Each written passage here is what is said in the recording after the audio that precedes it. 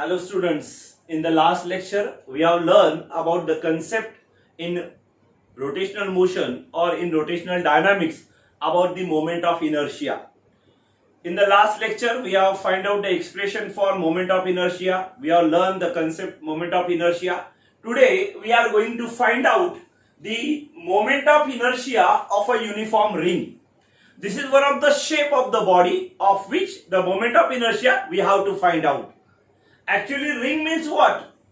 Or the shape ring is defined as the object whose mass is distributed uniformly at a distance equal to the radius from the axis of rotation. म्हणजे काय म्हणायचंय पहा आपल्याला, ring हा असा shape आहे किंवा असा ऑब्जेक्ट आहे ज्या ऑब्जेक्ट मधल्या प्रत्येक पार्टिकलचं मास हे या ऍक्सिस ऑफ रोटेशन पासून इक्वल डिस्टन्स वर डिस्ट्रीब्यूट झालेला आहे. म्हणजे सपोज आपण जर कन्सिडर केलं की रिंगचं मास कॅपिटल एम इतकं आहे, total mass of the ring is capital M, then every particle और every element of the ring is at equal distance from the axis of rotation. That means this mass is uniformly distributed. Every particle is having some mass and that mass is at a distance capital R or at a specific distance equal to the radius. Here आपण capital R आपण त्याला म्हणत आहोत. तर capital R या radius एवढ्या distance वरती ते मास सिच्युएट करते असा जो ऑब्जेक्ट आहे त्याला आपण रिंग म्हणतो. त्या रिंगचा मोमेंट ऑफ इनर्शिया आपल्याला फाइंड आउट करायचा आहे. आता हा मोमेंट ऑफ इनर्शिया आपण अगोदर डेफिनेशन नुसार फाइंड आउट करू. कोणाच्या डेफिनेशन नुसार? According to the definition of moment of inertia. Imagine करा की सपोज ही जी रिंग आहे, आता मी काय करतो पहा, ही जी रिंग आहे या रिंगचे आपण सपोज असे 5 इक्वल पार्ट्स केले और 6 इक्वल पार्ट्स केले, असे इक्वल पार्ट्स केले आणि आपण असं कन्सिडर केलं की या पार्टचा मास आहे m1, या पार्टचा मास आहे m2, m3, m4, m5 आणि m6. सपोज असं एवढं मास आहे. आता आपण जर दिलेल्या रिंगचं ज्याचा टोटल मास आहे कॅपिटल एम त्याला आपण डिस्ट्रीब्यूट केलं 6 इक्वल मासेस मध्ये, तर प्रत्येकाचं मास हे m1, m2, m3, m4, m5 आणि m6 असं आपल्यासाठी झालं. आता या सेंटर पासून ज्याच्यामधून जाणारा ऍक्सिस ऑफ रोटेशन आपल्याला घ्यायचा आहे. हा ऍक्सिस ऑफ रोटेशन सुद्धा कसा आहे? This is the axis of rotation of the ring. त्याला आपण actually axis of rotation of the ring असं म्हणतो, which is perpendicular to the plane of the ring. ती रिंग ज्या प्लेन वरती आहे म्हणजे ज्या सरफेस वर आहे, सपोज इमॅजिन करा की या हॉरिझॉन्टल सरफेस वरती ती रिंग आहे, तर त्या रिंग साठीचा हा ऍक्सिस अशा प्रकारचा आहे. Axis is perpendicular to the plane of the ring and every object on the surface of the ring is at equal distance from this axis of rotation. Therefore, this first object m1 is at a distance capital R. This second object m2 is also at distance capital R. Similarly m3, similarly m4, similarly m5 and similarly m6. असे हे 6 object आपण consider केले की जे R एवढ्या डिस्टन्सवर आहेत. आता थोडस रिमेंबर करा definition of moment of inertia. काय आपण डिफाइन केलं होतं? The moment of inertia is the sum of product of mass of individual particles and square of the distance from the axis of rotation. म्हणजे मला काय म्हणायचंय, suppose हा m1 first particle आहे ज्याचं मास m1 आपण कन्सिडर केलं, ज्याचा डिस्टन्स r आपण कन्सिडर केलं, तर त्याचा मोमेंट ऑफ इनर्शिया असेल mass m1 into distance r square. This will be the moment of inertia according to definition for the particle having mass m1 and situated at distance r. Similarly, for second particle it will become plus m2 r square. For third particle it will become plus m3 r square. Fourth particle m4 r square. Fifth particle m5 r square. And for the last particle m6 r square. आता या फॉर्म्युल्यामध्ये आपल्याला R square ही common term मिळते. ती जर आपण common घेतली आपल्याला असं लिहिता येईल R square in bracket m1 plus m2 plus and so on plus last one आहे m6. आता या m1 m2 m3 m4 m5 आणि m6 ची जर आपण ऍडिशन केली तर आपल्याला काय मिळेल? That will be the total mass of the ring. आणि म्हणून that will become total mass of the ring capital M into distance square r square. This is the formula for the moment of inertia of the ring. आणि म्हणून या रिंगचा म्हणल्यापेक्षा कुठल्याही रिंगचा ज्याचा ring आपण या अर्थाने म्हणत आहोत, रिंग म्हणजे असा ऑब्जेक्ट की ज्याच्या वरच्या प्रत्येक पार्टिकलचं मास हे ऍक्सिस ऑफ रोटेशन पासून इक्वल डिस्टन्सवर असलं पाहिजे किंवा असते, त्याला आपण रिंग म्हणतो. मग या रिंगचा मास कॅपिटल M आहे, या रिंगची रेडियस R आहे, तर त्या रिंगचा मोमेंट ऑफ इनर्शियाचा फॉर्म्युला आहे mr स्क्वेअर. आणि म्हणून moment of inertia of a ring is given by this formula capital M into capital R square, where M is the mass of the ring and R is the radius of that ring. अशा स्वरूपात आपल्याला त्याचा formula determine करता येतो. हा formula लक्षात ठेवायचा आहे. After finding the moment of inertia of a ring, now we are going to find out the moment of inertia of a uniform disk. Uniform disk. आता डिस्क म्हटल्यानंतर तुमच्या समोर चित्र येते सीडी कॅसेटचं. तुम्ही कॅसेट पाहिलेली आहे, अशा स्वरूपाची सीडी आहे पहा. इमॅजिन करा दिस इज द डिस्क. आता ही जी डिस्क आहे ही अशा स्वरूपाची डिस्क आपण बोर्डवरती दाखवली. ऍक्च्युली आपल्याला असं इमॅजिन करायचं की अशी हॉरिझॉन्टल डिस्क आहे. हॉरिझॉन्टल डिस्कचा हा ऍक्सिस ऑफ रोटेशन आहे. या ऍक्सिसच्या भोवती ही डिस्क अशा स्वरूपात रोटेट होते. त्या डिस्कचा आपल्याला moment of inertia find out करायचा आहे. पण हा मोमेंट ऑफ इनर्शिया आपण असा फाइंड आउट करणार की ज्याच्या आधारे तुम्हाला कुठल्याही सर्क्युलर शेपसाठी moment of inertia find out करता आला पाहिजे. डिस्क म्हणजे काय आहे? डिस्क म्हणजे अशा स्वरूपाची 2 डायमेन्शनल बॉडी किंवा ऑब्जेक्ट आहे. 2 डायमेन्शनल या अर्थाने म्हटलं जाते. आता तुम्ही जर याच्याकडे पाहिलं तर तुम्हाला लक्षात येईल की तुम्हाला आता मी जर इमॅजिन करतो की अशी डिस्क माझ्या समोर आहे तर मला काय दिसते? डिस्कचा हा असा हॉरिझॉन्टल शेप दिसतो आणि त्यासोबत त्याची ही अशी जाडी दिसते. म्हणजे असा 2 डायमेन्शन मध्ये हा ऑब्जेक्ट आपल्याला दाखवता येतो. त्याला आपण 2 डायमेन्शनल ऑब्जेक्ट म्हणतो. Suppose this is the disc of mass capital M and radius capital R. आता डिस्क मध्ये आणि रिंग मध्ये काय फरक आहे? याच्या आधी आपण रिंग साठी moment of inertia find out केला. त्या रिंग साठी काय होतं की रिंग म्हणजे काय होतं पहा, रिंग म्हणजे हा अशा स्वरूपाचा ऑब्जेक्ट होता. अशा स्वरूपाचा ही रिंग होती. आता ही डिस्क आहे. आता सपोज मी जर असं कन्सिडर केलं, तुम्हाला दिसते पहा या ठिकाणी हे छोटं जे सर्कल दिसून राहिलं, इमॅजिन करा की ही एक रिंग आहे. याच्यापेक्षा थोडंसं मोठं सर्कल दिसून राहिलं, इमॅजिन करा ही दुसरी रिंग आहे. याच्यावरती मी जर ही तिसरं ठेवलं असत, ही तिसरी रिंग आहे. ही बॉर्डर जी तुम्हाला दिसत आहे ही चौथी रिंग आहे. म्हणजे इनडायरेक्टली आपण असं समजू की डिस्क ही अनेक रिंगची मिळून बनलेली आहे. फरक एवढा आहे. रिंग एक आपण जेव्हा कन्सिडर केलं तेव्हा आपल्याला असं म्हणता येते की या रिंगच्या प्रत्येक ऑब्जेक्ट साठी, आता मी असे 6 ऑब्जेक्ट दाखवले तुम्हाला. सपोज एक M1 मासचा, दुसरा M2 मासचा, तिसरा M3, M4, M5, M6 असे आपण दाखवले होते. तसं या रिंग वरचा प्रत्येक ऑब्जेक्ट हा ऍक्सिस पासून कसा होता? इक्वल डिस्टन्सवर होता.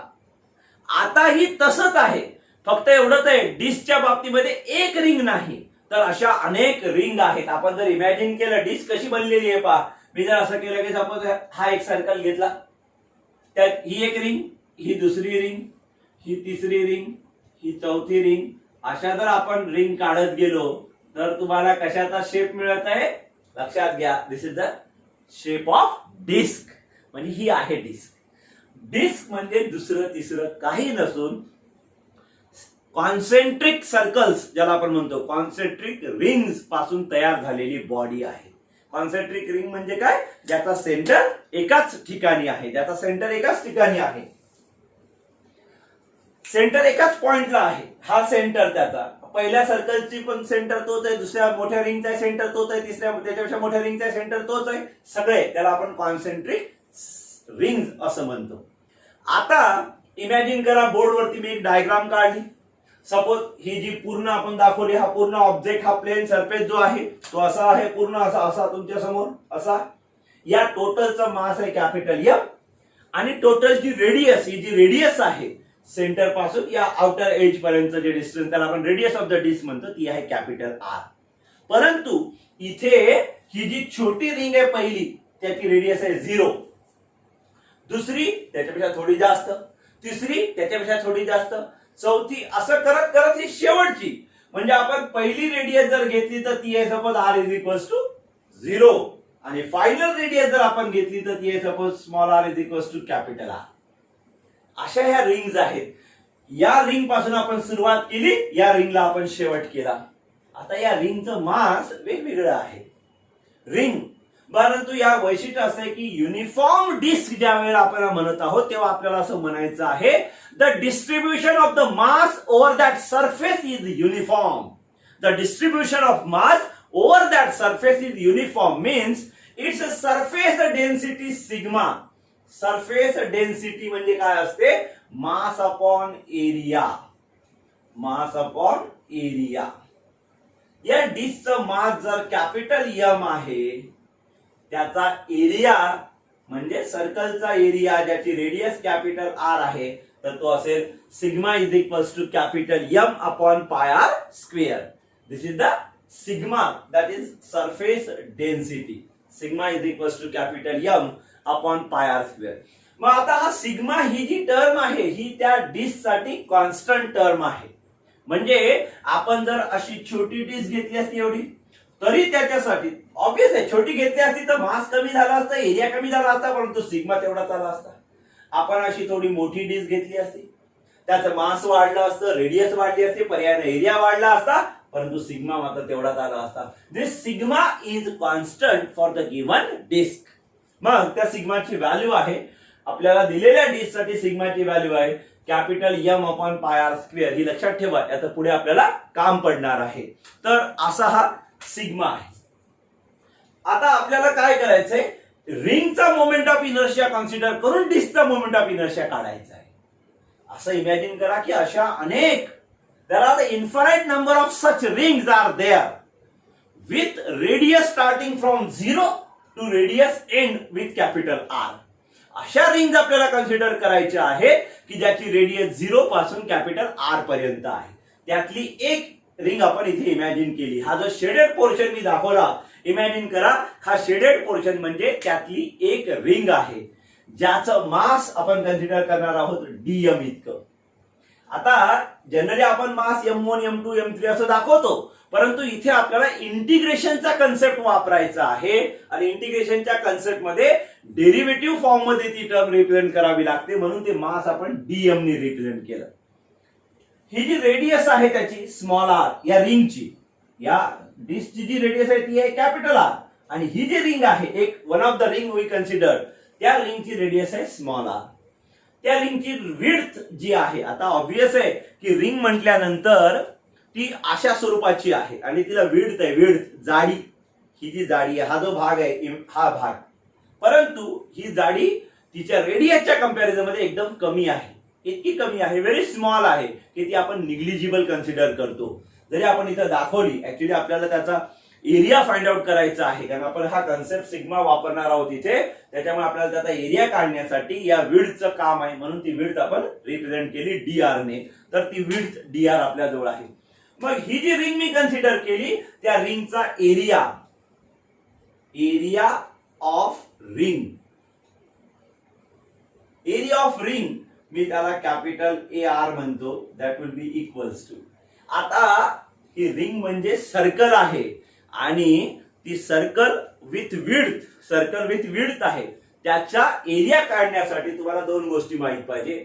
एक त्याची सर्कम्फरन्स, सर्कम्फरन्स असते त्याची 2 पाय इंटू रेडियस आर, ही त्याची सर्कम्फरन्स आहे 2 पाय आर, आणि त्याला गुणिला त्याची विड्थ ती आहे डी आर, म्हणजे एवढा आहे त्याचा एरिया. आता आपण इमॅजिन केलेल्या रिंगचं मास घेतलं डीएम इतकं, तर आपल्याला त्याच्यासाठी सिग्माची व्हॅल्यू विचारात घेता येईल. सिग्मा इज इक्वल्स टू काय आहे, मास अपॉन एरिया. त्याचं मास आहे डीएम आणि एरिया आहे 2 pi into small r into width dr. 2 pi r into small r into width dr हा त्याचा एरिया आहे. या फॉर्म्युल्यावरून जर मी त्याचं मास कन्सिडर केलं, dm is equals to dm साठी फॉर्म्युला तयार केला तर तो होईल sigma into 2 pi small r dr. Sigma into 2 pi R dr हे झालं त्याचं मास. आता आपण वापस जाऊ मागच्या एक्सप्रेशन कडे. मागच्या एक्सप्रेशन मध्ये म्हणजे आता आपण जे लेटेस्ट एक्सप्रेशन पाहिलं, that is the moment of inertia of a ring. काय फॉर्म्युला लिहिला होता आपण, mass capital M into radius capital R square. ही रिंग तुमच्या समोर आहे, ज्याचं मास आहे dm आणि ज्याची रेडियस आहे स्मॉल r. त्याचा मोमेंट ऑफ इनर्शिया असेल, त्याचा मोमेंट ऑफ इनर्शिया किती होईल, IR इज इक्वल्स टू, त्याचा मोमेंट ऑफ इनर्शिया असेल IR is equals to mass into radius square. Moment of inertia of a ring is equals to, त्याचं mass आहे dm into त्याची radius आहे small r चा square. आता अशा या ठिकाणी इन्फायनाइट नंबर ऑफ रिंग्स आहेत. फक्त फरक कसा आहे, अशी एक छोट्यात छोटी रिंग आहे, म्हणजे अशी बंदच कन्सिडर करा, ज्याला आपण त्याचा डायरेक्ट ऍक्सिस वरचा पॉइंटच म्हणू. ती रिंग आहे ज्याची रेडियस आहे r इज इक्वल्स टू 0. ते ही जी फायनल एज आहे त्या डिस्कची, ही फायनल एज या r इज इक्वल्स टू 0 पासून ही फायनल एज जी आहे ती आहे r is equals to capital. म्हणजे आता आपल्याला अशा एका रिंगचा मोमेंट ऑफ इनर्शिया माहित आहे ज्याची रेडियस होती स्मॉल r इन बिटवीन कोणती तरी व्हॅल्यू. सपोज आपण जर असं म्हटलं की त्याची रेडियस 10 सेंटीमीटर आहे टोटल डिस्कची, तर त्यातली 0 centimetre, 0.1 centimetre, 0.2 centimetre, 0.3 centimetre, 0.4 centimetre असं करत करत करत आपण 10 सेंटीमीटर वर गेलो. त्याच्यापैकी 3 सेंटीमीटर वाली ही रिंग आहे, ज्याची रेडियस 3 सेंटीमीटर आहे, अशी ही रिंग आहे. या रिंगचा मोमेंट ऑफ इनर्शिया ऑलरेडी आपल्याला माहित आहे. या मोमेंट ऑफ इनर्शियाला जर आपण इंटिग्रेट केलं तर we will get the total moment of inertia of the disc. म्हणजे starting from 0 end at r we get the moment of inertia of the disc. आणि तो moment of inertia of the disc capital I is equals to असेल integration कोणाचं, या radius from 0 to radius up to capital R of IR. आता या IR चा formula माझ्या जवळ आहे dm इंटू r स्क्वेअर. तो फॉर्म्युला या ठिकाणी आपण ठेवू, म्हणजे आपल्याला असं लिहिता येईल पहा, I is equals to integration from small r is equals to 0 to small r is equals to capital R of IR. IR means dm into small r square. आता हा dm म्हणजे मास ऑफ द रिंग. आता आपण formula लिहिला होता DM साठीचा, तो formula इथे आपण जर सबस्टिट्यूट केला तर हा फॉर्म्युला असा होईल, integration from r is equals to 0 to r is equals to capital R of dm बरोबर काय आलं होतं, सिग्मा इंटू 2 पाय r इंटू dr. ही झाली डीएम ची व्हॅल्यू आणि त्याला गुणिला r स्क्वेअर. आता याच्यामध्ये सिग्मा ही कॉन्स्टंट टर्म आहे, हा 2 पाय सुद्धा कॉन्स्टंट आहे. व्हॅरी होणारी टर्म आहे ही रेडियस, त्याचा हा डेरिव्हेटिव्ह dr. म्हणजे ऑब्वियस जवळची जी विड्थ आहे इथे होती रिंग, दूर गेली आणखी दूर गेली, असं करता ती व्हॅरी होत आहे टर्म. म्हणून व्हेरिएबल टर्मचं आपल्याला इंटिग्रेशन घ्यायचंय. आपण असं म्हणू, हा 2 पाय गुणिला सिग्मा जो आहे तो कॉन्स्टंट आपण इंटिग्रेशनच्या बाहेर घेतला. Integration from r is equals to 0 to r is equals to capital R of कशाचं, r आणि या r स्क्वेअरचा गुणाकार झाला r क्यूब इंटू dr. याचा आपल्याला इंटिग्रेशन घ्यायचं आहे. आता फॉर्म्युल्यानुसार integration of x cube into dx असते x raised to 4 upon 4. In the same manner, r cube into dr चे इंटिग्रेशन काय असेल? r raised to 4 upon 4. म्हणून आपल्याला असं लिहिता येईल. काय लिहिता येईल?